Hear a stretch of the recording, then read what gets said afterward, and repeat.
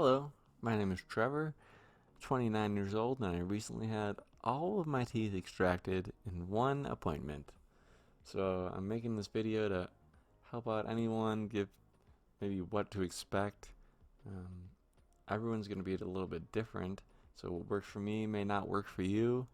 Um, I would ask your dentist if you have any serious questions, because I'm definitely not an expert in any way.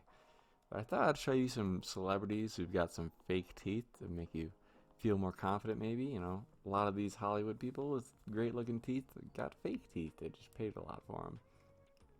But a lot of them will be like veneers or lumineers, which are a little bit different in that they attach to your existing teeth, unlike the dentures with implants, which have these screws here. Like the middle option is what I'm going for. It'll snap into place. The all on four is something like on the right there, like this full zirconia. This is like the most expensive, insanely expensive all on four option. And this is just another picture of the snap-ons. I had to get bone grafting because I had bone loss, so you need something for the implant to screw into. Because I had gum disease since I was a little kid. Something like this advanced periodontal disease is what it got to. It is genetic, but you can also avoid getting it as bad as I got it if you take care of yourself. There's my teeth before they got terrible, maybe like 8 years ago or so. And then this is what they look like the day before the surgery. About 2 years out, like before this, I knew that I was going to have to get them pulled out, so I kind of just let them go. How much worse can they get? But I would not recommend that. Take care of yourself, please. Here's the day after the surgery with the immediate dentures. Looks pretty good, right? I'm pretty happy looking. And it's really more about the healthiness. You don't want to have gum disease. You could die from it, actually. But yeah. So here's what I look like today. I filmed this today, about a week and a couple days after the surgery. You can see some white like strips in there, like those are these sutures. My dentist said it's looking good, everything's healing, even though it's gross looking, and that's what it's supposed to look like, I guess. So picking your dentist is going to be very important.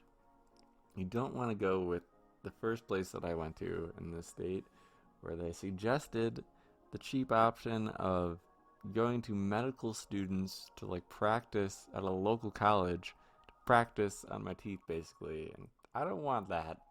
Your health is serious. You want someone who's going to do a good job, or at least you trust that they're going to do a good job. And it's going to be a little bit more expensive, like I'm showing here. Dentists probably don't want you to see this part for multiple reasons. But yeah, you can pause on this if you'd like. It's going to be different for everyone, depending on your insurance and where you are. But yeah, $34,000 after insurance. Anyway, you want to have a good attitude. This is the most important thing in preparing. I think having a good attitude is the most important thing, because you are where you are now. Don't worry about it. Just deal with it. Try to be healthy. So here's some food options. I got some instant mashed potatoes, are a new favorite of mine. Chunky classic chicken noodle soup is not a great option. Clam chowder with some potatoes, just like this one's got some potatoes in there. The potatoes are going to be a little bit big, but you can break them down with a fork or something and it's not too bad. But the chunky is usually a little too chunky for me to swallow. Which is why I have this option here, the sipping soup. That's definitely a go-to. You got different types of applesauce. Strawberry was the first one. You got some chocolate pudding. Classic. I didn't take off any name brands. No sponsors here. Oatmeal's a great option. I got the fruit and cream here. Tea is something you can go for, just not too hot, at least for the first couple days. You don't want too hot of stuff. Some juices, you got yogurt, plenty of juices. Ice cream, different types of ice cream. I went with vanilla. Got some frozen peaches, some mixed berries, and some pineapple. You can go for the fresh stuff if you want to, but I'm putting them in smoothies, so I don't really care too much. Bonus smoothie footage at the end, by the way, if you want to see how I make my smoothie. So here I'm just showing you how I use the gauze. Little scissors are helpful as well. I gotta thank my brother a ton. He helped me not only get from the dentist to my house, but he also went to the store, got some gauze and my prescriptions for me. I don't know what I would have done without him, honestly. But yeah, I guess when I was out of it, I don't remember this part, but I was having trouble understanding where I needed to put the gauze, because I kept like spitting it out. My brother's like, "Oh, you gotta keep that in, keep the pressure. To stop the bleeding, you want to have like a constant pressure." So I have these long strips, as you can see here. I'm gonna do like 4 strips, and then this one I'm gonna make a little bit wider, and then I'm gonna cut that in 2, and you'll see where I'm gonna put these ones. And then after you cut them up, you can. I usually put them under water, just a quick rinse. You can like fluff them up, and that just seemed to help me out. I don't know. So the first one, the longer one, I put up into the top part of my mouth. You're going to want to push it up like above the denture, almost like touching your gums, because that's where most of the bleeding is coming from. This one is a thicker one. I folded it to make it a little more cushiony, and that's what you're going to be biting down on mostly. So if you want to make it like bigger or whatever, it's going to absorb some blood, but the main point of that one is just to have something to bite down on, because you're going to be giving like a pretty good amount of force when you're trying to stop the bleeding. So yeah, this one is just like the top. Just push it down towards the bottom,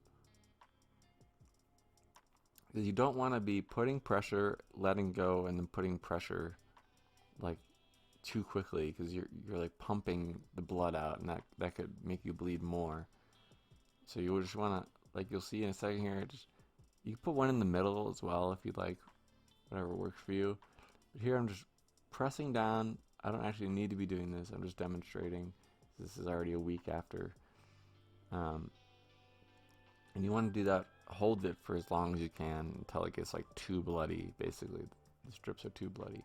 So this is the position I was sitting in most of the time. My brother was like, "Are you alright?" And I'm like, "I'm just meditating. This is my meditative." My head is like in my arms, so I can let the spit like drool onto the floor. Who cares about the floor? There's paper towels, and I had a garbage can in there. So don't worry about that. Don't worry about looking funny. So here I'm just showing you how to clean your teeth, how I clean my dentures. So the first thing I showed was the mouthwash with whatever prescription is in there, medicinal properties. And then I cleaned out that little container they gave me. And I've got this green cup full of water and just dish soap. I guess you don't need toothpaste. You just use a little dish soap, non-abrasive, for dentures. So, and the brush is just one they gave me. It's like a soft bristled brush. You're gonna want to wash your hands. It's always good, especially when you're putting your hands in your mouth. I should have done that first probably, but no worries. So here I'm just getting the mouthwash ready, filling it up to the line, because when you take your dentures out, it's just nice to have it ready, so when you take them out, both of them out, you can just pop it in and swish it around. So I'm taking the bottom one out first. It doesn't matter the order really. The bottom one's just a little easier to take out. I'm just showing you what it looks like a little bit, and the brush, how to do the brushing. So the bigger part I just use on pretty much everywhere except for the inside. Just gonna go all the way around, make sure you get all the spots with that dish soap on there. Then you can flip it around with the smaller end and get on the inside with that. You're gonna want to do this at least 2 times a day. I do 3 times, maybe even more, depending on how much food is potentially getting stuck in there. Yeah. The first day, your dentist will probably already tell you that the first 24 hours you have it in, you don't have to do this cleaning. You just have it in for 24 hours. It's going to act like a bandage. So this is really for the next day. Just putting it in I have a little bit of water already in that container there. So I'm taking out the top one. It can be a little bit tougher to take out. If you pull down and pull forward a little bit, you might not expect the forward movement. It's pretty easy once you get the hang of it. It's just a little painful at first. So yeah, that's what my top one looks like. You got the palette on there. It's going to be the same thing as the bottom one. Just going to brush everywhere around. I'm just indicating where. Everywhere, basically. But you can use the bigger end on the palette, and whatever works for you here. Just make sure you get all the calcium build up and anything out of there that you don't want. So right there, you may have seen that I now have the mouthwash in my mouth, just swishing around for about 30 seconds.